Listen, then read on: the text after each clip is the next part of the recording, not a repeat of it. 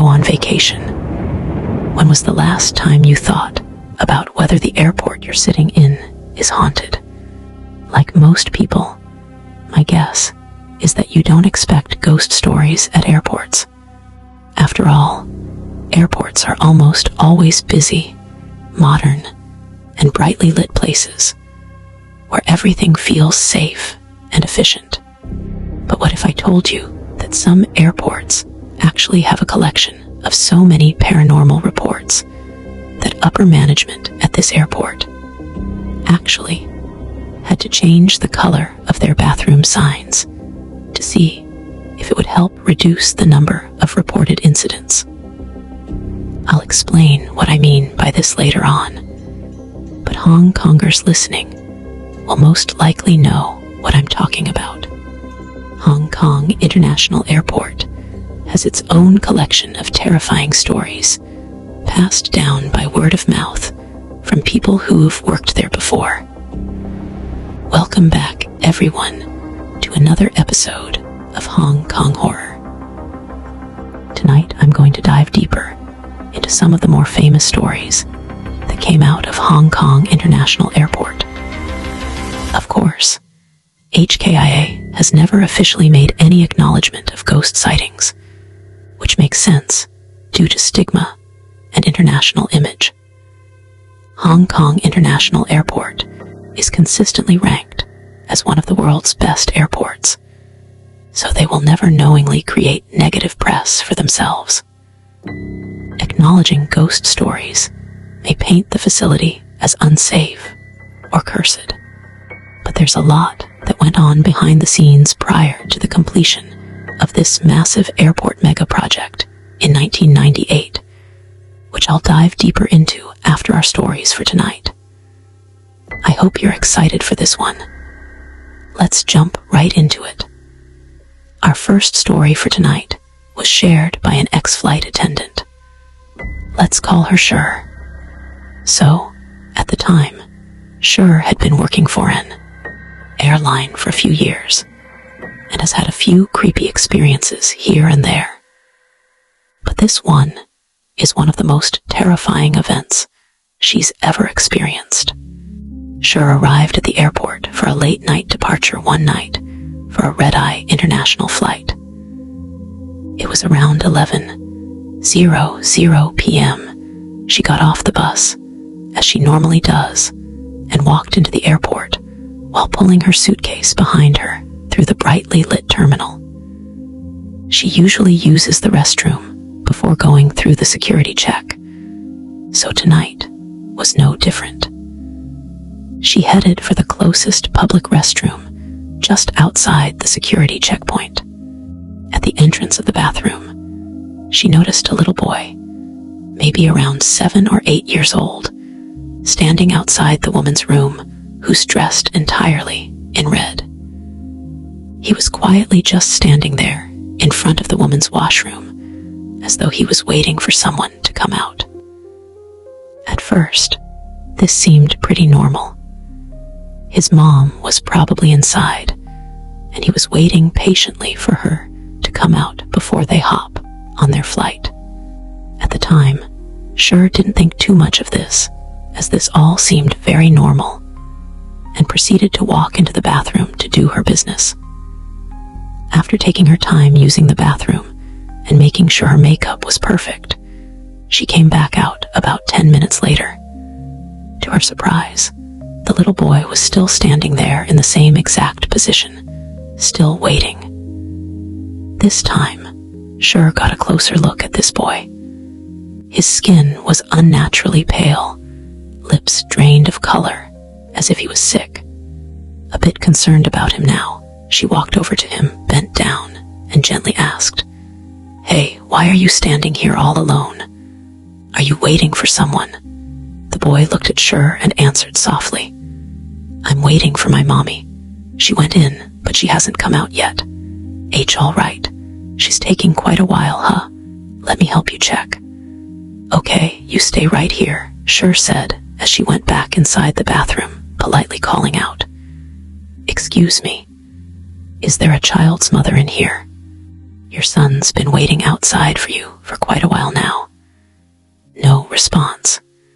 Schur repeated the question slowly, moving from stall to check to see if any of them were occupied.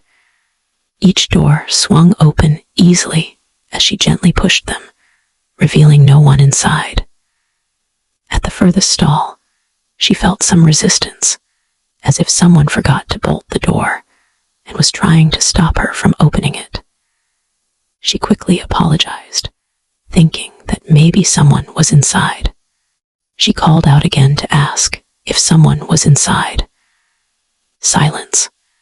So Schur tried gently pushing the door open again. There was no resistance this time, and the door swung open. It was totally empty in the stall, just like the others. Confused, she turned back toward the sinks. That's when she saw something that startled her. It made her jump backwards instinctively.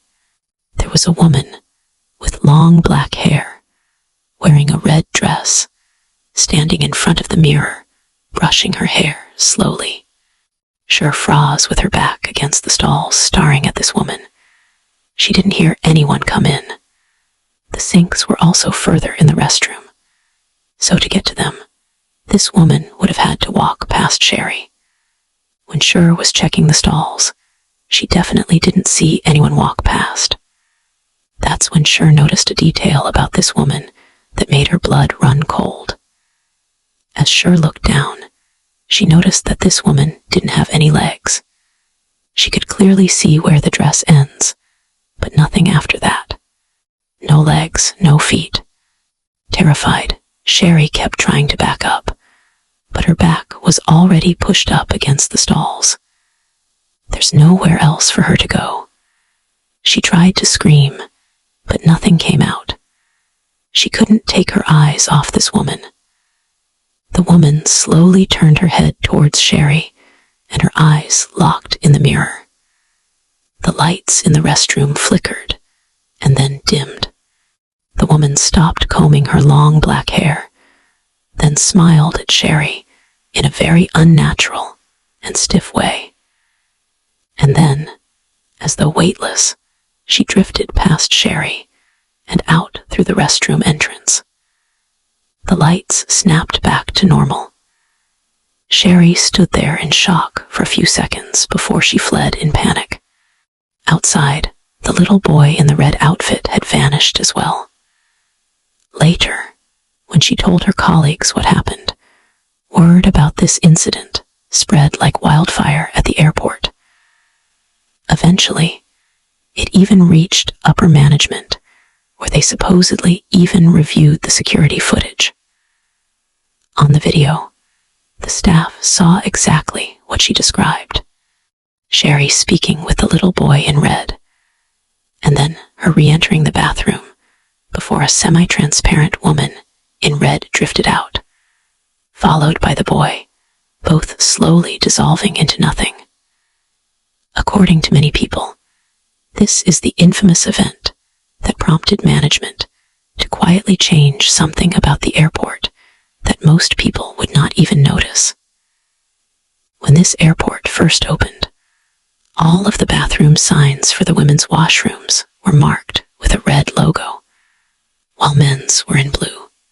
But shortly after this incident blew up, most, if not all, of the restroom signs at this airport were changed to blue.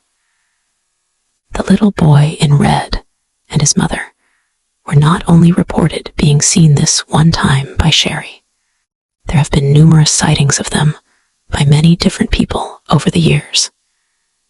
It's rumored that the airport quietly made this change because it was believed that the boy always waited outside the woman's washrooms, because he confuses the red signage with the image of the red woman in a dress for his mother. Since this change, the reports of sightings grew less frequent, but didn't ever completely stop. Another notable incident was when this mother and son were spotted by a pilot. One night, a plane that just landed was taxiing into position on the tarmac. A ground crew worker was guiding the pilot with illuminated batons when, strangely, the pilot stopped the plane from rolling forward suddenly, ignoring the ground crew signals. For nearly 10 minutes, the aircraft refused to move as instructed. When the plane finally parked and the pilot disembarked, he stormed toward the staff angrily. Why weren't the grounds cleared? This is a restricted area. You know procedure. Only essential staff are allowed. If this ever happens again, I'm filing a complaint. The crew were baffled. They had followed the protocol. No one else had been there. The pilot glared at them. Don't play dumb with me. I saw them. A woman in red and a little boy standing right beside her, waving at me from the tarmac. Someone must have let their wife and kid in to watch the planes land. The pilot stormed off in anger. A week later, unrelated or not, the same pilot died in a traffic accident on his way to work. There are countless stories like this that continue to circulate over the years at this airport. There's once a newlywed security officer who worked here during the night shift. One night, he was video calling his wife, only for her to insist that she saw someone standing behind him in a red dress. But when he turned around, there was no one there. The sightings of this mother and son duo were never restricted to certain parts of this huge airport. Reports of them popped up all over, from certain bathrooms to the tarmac to certain terminal waiting areas. Also, they weren't the only spirits that people reported seeing. There are reported incidents of many other different ghosts as well. So you might be thinking, why would all these hauntings appear in such a modern, newly built airport? If you consider that this massive airport was only completed in 1998, it's still considered a relatively new structure. So why are there so many reported ghost sightings here? Well, there are a couple of reasons. Some say it's because the land itself was disturbed.